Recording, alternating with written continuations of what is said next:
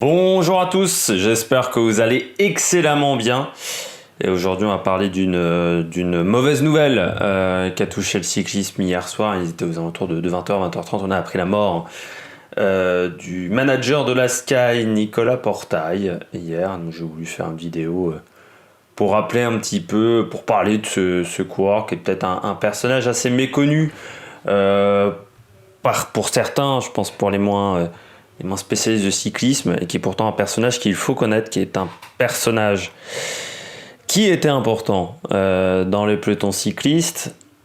Nicolas Portal, déjà, ça fait partie un petit peu de tous ces entraîneurs, managers dans le sport, qui n'ont pas forcément eu une grande carrière en tant que sportif, et qui ont été excellents en tant que manager. Il fait un peu comme Bernard Laporte, qui était un joueur modeste et qui est devenu un grand sélectionneur par la suite. Il y a eu également Aimé Jacquet, qui était pas un joueur top de football, de Giroud, on parle même pas de Giroud, qui était un peu aussi comme ça, c'est-à-dire des joueurs moyens, mais qui sont devenus des grands managers. Il y en a dans le football, il y en a dans le cyclisme, il y en a également dans les sports mécaniques, de pilote, le patron de Red Bull en Formule 1 était un pilote très moyen.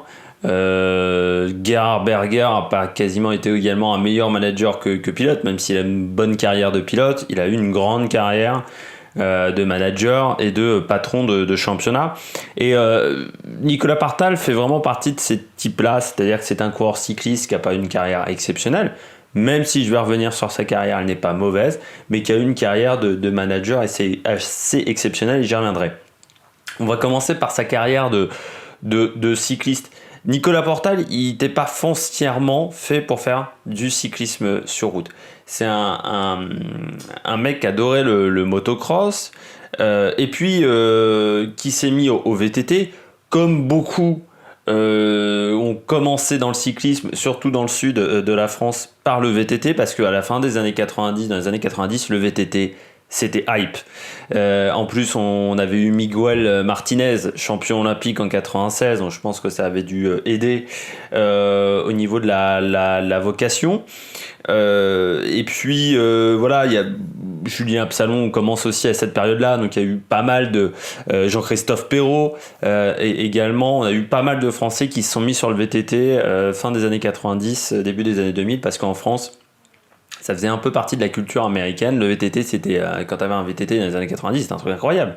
Il faut revenir dans les années 90, donc le VTT c'était bien, c'était cool, c'était un sport cool, contrairement au cyclisme sur route qui était un sport un peu vieux. En plus, avec les cas de dopage, il y avait eu Festina en 98, ça n'avait pas vraiment aidé, et la situation au niveau du cyclisme n'était pas facile dans les années 90 et dans les années 2000 jusqu'à 2008-2009, et je dirais la fin, c'est Gerolsteiner Steiner et Bernard Kohl. Où il y a un peu moins après de suspicion de dopage à tout le temps. Après 2008-2009, on a un peu moins de cas de dopage organisé. On n'a plus vraiment de dopage organisé dans le cyclisme. Donc Nicolas Portal, il arrive chez les professionnels, chez AG2R, qui a repéré déjà les coureurs plutôt du sud de la France. AG2R, ils ont sud et Massif Central. Romain Bardet, Jean-Christophe Perrault, et ils ont souvent repéré les coureurs qui venaient du VTT. C'était le cas avec Nicolas Portal, mais il y en a eu d'autres. Et il faut se rappeler que dans les années 2000, au début des années 2000, la G2R est une toute petite équipe par rapport à aujourd'hui. C'est pas du tout la G2R la mondiale, la G2R prévoyance. Mais je me souviens, ils avaient des vélos Décathlon, pour en dire, et c'est la suite en fait de l'équipe Casino.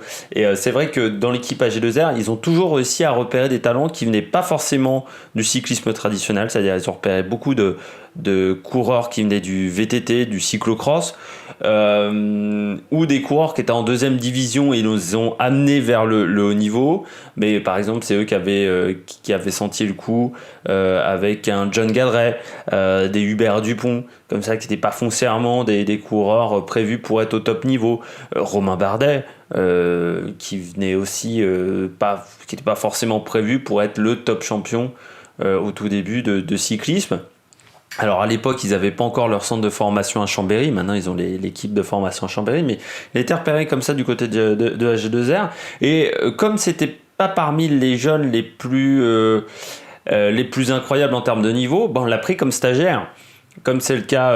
Mais à l'époque, stagiaire, c'était vraiment les coureurs sur qui on croyait pas énormément. C'est pas comme aujourd'hui où les stagiaires, on le sait, il y a des coureurs qui font 3 ans stagiaires parce qu'on veut les former et on sent qu'il y a du talent. Lui, c'était pas foncièrement le cas, très clairement. Et puis derrière, il s'engage en 2002, il est engagé dans l'équipe, il va rester 3 ans chez AG2R, il va grandir dans une équipe qui était limitée. Les moyens financiers d'AG2R La Prévoyance n'étaient pas exceptionnels. Il arrive quand même à être 3e du championnat de France du chrono parce que c'était un coureur qui était très très bon à ses débuts en contre-la-montre, un peu moins sur la fin. Ses problèmes de cœur certainement devaient jouer. Et c'était quand même un coureur qui assez vite on sent quand même le capitaine de route. C'est un peu comme des mecs comme Didier Rousse. Tu sens pas forcément que c'est des mecs qui vont gagner 150 courses, mais c'est ce qu'on appelle des capitaines de route, c'est-à-dire des gens qui sont capables d'analyser la course en direct, qui sont capables de sentir que l'attaque, il faut accélérer le rythme parce qu'il y a un coureur qui est en difficulté, ou à d'autres moments il va falloir calmer le rythme parce que le leader de l'équipe est un peu pas top.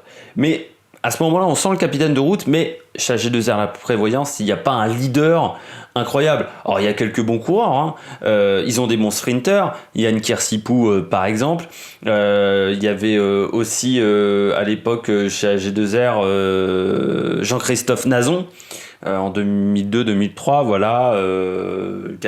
Jean-Christophe Nazon est surtout chez les gens de la Tour, mais il a également gagné des courses chez AG2R. Et puis il part de l'équipe en 2005 quand arrivent les mecs comme Sylvain Calzati, toute cette génération qui amènera AG2R à un autre stade en 2005. À partir de 2005 jusqu'à 2008-2009, les Christophe Riblon, tout ça ne connaîtront pas vraiment Nicolas Portable. Donc il part de cette époque, il rejoint la Caisse d'épargne qui à l'époque a déjà Florent Brard, qui était un coureur français, qui était également dans le même style, meneur de route. Et pourquoi on l'engage chez Caisse d'épargne ?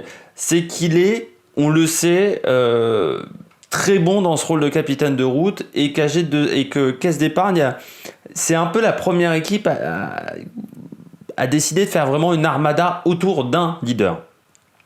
De faire vraiment une équipe conçue autour d'un leader. Ça ne veut pas forcément avoir 2-3 coureurs bons et puis voilà. C'est un leader qui à l'époque est Valverde, souvent, et on crée une équipe autour du leader. Il faut que l'équipe y ait des capitaines de route, des mecs qui sont capables d'analyser, qui soient également les premières rampes pour amener un rythme démentiel pour Valverde et pour que Valverde puisse attaquer. C'était un peu le cas également chez US Postal, mais chez US Postal, c'était surtout quasiment que des leaders. C'est-à-dire Incapi aurait pu être leader dans une équipe, pareil pour Ekimov à l'époque. Bon, tu sais après coup pourquoi ils pouvaient être leaders, parce qu'ils étaient un petit peu chargés. Chez T-Mobile, pareil, il y avait des leaders. Vinokourov était coéquipier de Jan Ullrich, alors que Vinokourov a ensuite été leader chez Astana. Donc, alors que là, on prenait peut-être des coureurs un peu plus moyens, mais pour mettre en avant le leader qui était Valverde. Et il va remporter le Tour de France 2006 en étant dans l'équipe avec Oscar Pereiro, du Tour qui au départ est remporté par Floyd Landis mais qui est redonné à Oscar Pereiro. Il aura un rôle quand même très important dans les tours d'après. 2006 c'est pas encore là où il a le rôle le plus important, il a des rôles importants. Et puis en 2009 il a des soucis cardiaques. Il va finir sa carrière chez Sky. À l'époque il est recruté par Simon Gerrans qui a été son équipier chez AG2R et qui dit de lui, bon, les mecs, on a un super tacticien. Et pour Bradley Wiggins qui venait d'arriver chez Sky, mais en fait Sky a été créé autour de Bradley Wiggins au début, c'est-à-dire que Wiggins prend Dave Bradford, et puis ensuite à deux ils forment l'équipe, parce qu'à l'époque Bradley Wiggins en 2009 il est chez Garmin, pour ceux qui se souviennent il fait le tour chez Garmin, et il décide de créer son équipe pour lui. Parce que je crois qu'en 2009, c'est Christian Van de Velde, je crois qu'avec lui sur le Tour, ils font 4 et 5 ou un truc comme ça. Et donc il décide d'avoir son équipe pour lui, pour gagner le Tour de France, parce qu'il se dit, c'est le seul moyen pour moi de gagner le Tour de France, c'est d'avoir une équipe autour de moi et de créer un peu l'US Postal, mais dans les années 2010, quoi. C'est un peu l'idée de Bradley Wiggins.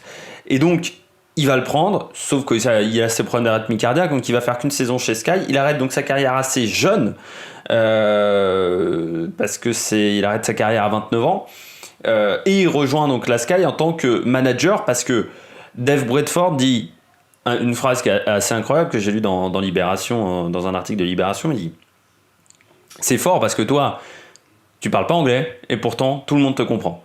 Et ça a été la force à chaque fois de Nicolas Portal, c'est qu'il arrivait à se faire comprendre très facilement, parce qu'il a un sens du contact qui est quand même assez exceptionnel. C'était difficile de le détester, alors que la Sky et Ineos sont des équipes qu'on adore détester. Et pourtant, lui, on ne pouvait pas le détester, Nicolas Portal. Et donc il arrive dans l'équipe en 2010, au départ en tant que directeur sportif.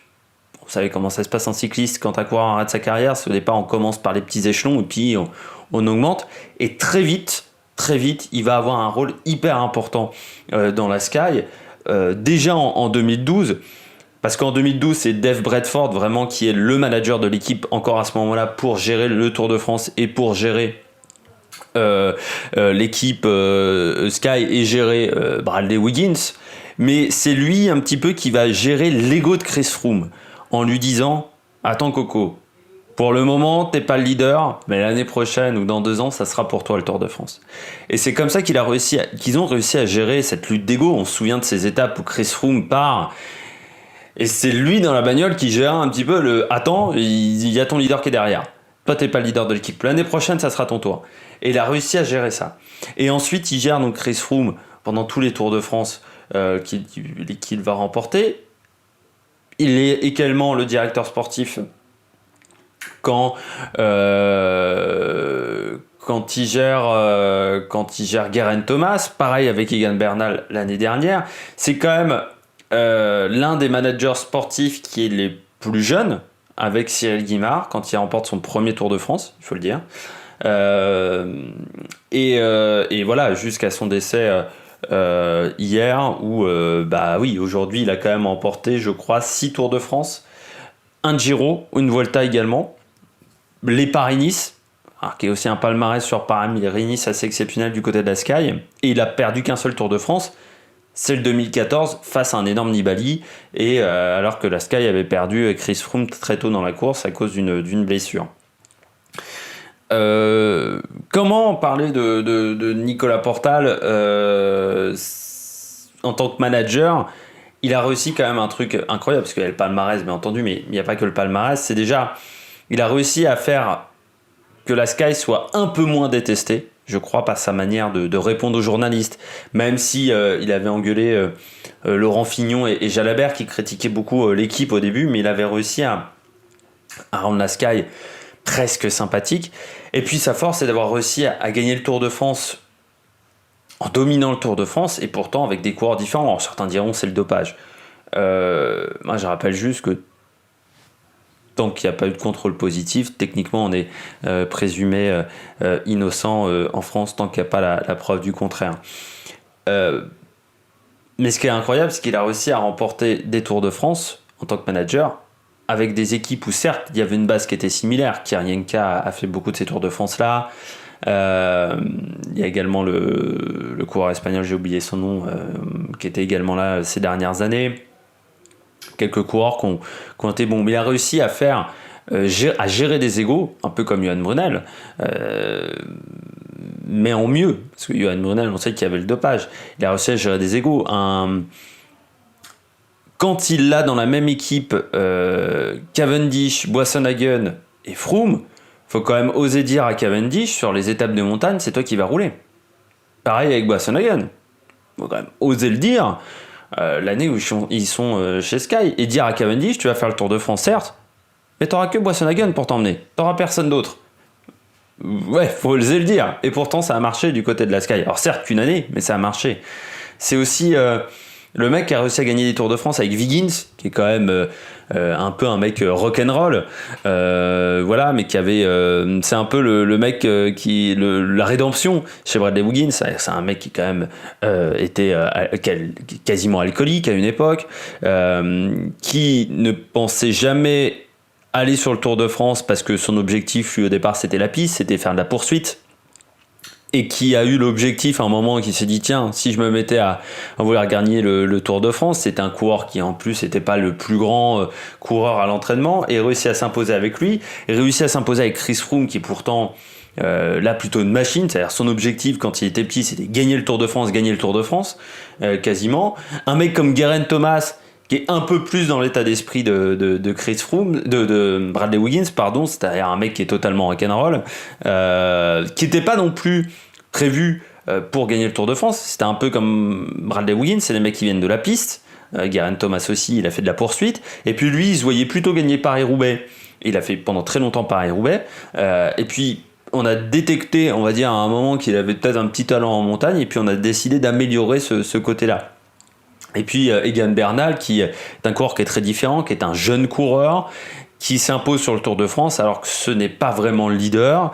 Techniquement, c'est Geraint Thomas, mais qui va prendre la place de Geraint Thomas et réussir à ce que les équipiers roulent pour un mec qui est normalement pas le leader. Là aussi, faut avoir du talent en termes de management. Et c'était de la force de Nico Laportal, c'est de réussir à ce que toute l'équipe roule pour un seul leader, alors que cette équipe-là, elle aurait pu avoir des coureurs qui soient bien meilleurs. Et il a réussi à gérer également... Dès qu'il était dans la voiture, on savait que la Sky était partie pour gagner. Ce qui était quand même fort avec Nicolas Portal. C'est-à-dire quand il n'était pas dans la voiture, par exemple la Sky, il n'a jamais été dans la voiture sur Paris-Roubaix. Et la Sky n'a jamais gagné Paris-Roubaix. Malgré des très très bons coureurs. Parce qu'il n'y avait pas le management pour. Quand il est allé sur le Giro, la Sky a gagné le Giro. Quand il a été sur la Vuelta, la Sky a gagné la Vuelta. Tu vois, c'est la force vraiment de Nicolas Portal, c'est d'avoir réussi à ce que cette équipe-là soit moins détestée, rendre un côté sympathique à l'équipe, et puis en même temps dominer. Il suffit pas d'avoir les meilleurs coureurs au monde, il suffit pas d'avoir le plus gros budget des équipes cyclistes. Si vous n'avez pas le management pour gérer toutes ces têtes d'affiche, il faut quand même réussir à dire à un Kwiatkowski, qui pourtant est champion du monde, qui pourrait être leader dans n'importe quelle équipe, qui était leader à la Deceuninck, lui dire toi, mon petit, alors tu seras peut-être leader sur Liège-Bastogne-Liège. Par contre, sur les grands tours, tu ne seras pas leader. Tu travailleras pour Chris Froome, pour Egan Bernal.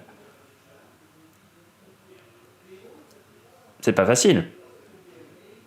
Et Nicolas Portal, lui, réussissait à faire ça. Et c'est pour ça que la Sky perd forcément un collaborateur et un homme d'importance. Et ça va être difficile pour cette équipe de s'en remettre dans un premier temps, parce que voilà, c'était un homme qui était là depuis les débuts de l'équipe, il faut le dire, depuis 2010, depuis la première saison. Mais la Sky a surtout perdu un manager exceptionnel de talent. Un coureur capable de réussir à gagner n'importe quelle course dès qu'on lui donnait un minimum d'effectifs de qualité. Et il n'y a pas beaucoup de managers qui ont remporté autant de Tours de France, et surtout autant de Tours de France avec des coureurs différents. Ce qui est la force de Nicolas Portal, c'est d'avoir gagné avec des coureurs différents, des coureurs très différents sur le plan physique, parce qu'un Egan Bernal, c'est pas un Chris Froome et c'est pas un Bradley Wiggins, mais aussi sur le plan mental. Egan Bernal, c'est pas Bradley Wiggins, c'est pas Geraint Thomas. Des coureurs qui sont très très très différents, et il a réussi à s'adapter à chaque coureur, à chacun de ses leaders, et aussi à la manière de faire de chaque course. Il n'a jamais paniqué. Quand un Chris Froome tombe et que Romain Bardet attaque juste derrière, une année, il était capable d'être d'un calme, d'un sang-froid en étant coureur, mais aussi en étant manager. Et c'est assez rare dans le milieu du cyclisme, parce qu'on a connu quand même pas mal de managers, où il avait cette capacité à analyser les choses de manière très très froide. Et c'était un mec qui bossait des heures et des heures sur des cartes aussi, hein. C'est un coureur c'est un manager qui ne laissait rien au hasard, c'est-à-dire que chaque millimètre de course était observé, était regardé. La Sky, je crois, avec lui, a jamais fait autant de coups de bordure de sa vie, parce qu'il étudiait chaque millimètre pour savoir que là, tac, il y a 5 mètres où il n'y a pas de forêt, paf, faut lancer la tentative de coup de bordure à ce moment-là. Et le fait d'être une équipe qui se base sur les chiffres, bah lui aussi était un peu comme ça quand même. Il se basait sur les chiffres, forcément d'entraînement, parce que la Sky est comme ça, mais il ne laissait rien au hasard. Et c'est là où, du côté de la Sky, ça va être très compliqué, parce que tous les derniers Tours de France, s'il n'y a pas Nicolas Portal, il ne les gagne pas. Même si tu as Chris Froome. Et c'est sûr que c'est une perte, que ça soit au niveau entourage, bien entendu, de la Sky pour tous les coureurs, mais aussi en termes de management, parce que ça sera compliqué pour eux de retrouver un coureur et un manager qui a cette capacité-là incroyable. Bien, j'espère que vous avez aimé cette vidéo, même si elle n'était pas hyper joyeuse, pour revenir sur la carrière de Nicolas Portal. Nous, on se retrouve pour parler cyclisme, parce qu'on va faire le débrief des 3 premières courses en Belgique, Kuurne-Bruxelles-Kuurne, le Samin et également le Het Nieuwsblad. Et puis, on va parler également Formule 1 dans pas si longtemps que ça. Et puis, il y aura les émulatests. Il y a beaucoup de choses qui arrivent sur la chaîne dans les jours à venir. Allez, ciao ciao sur l'Amérique Production.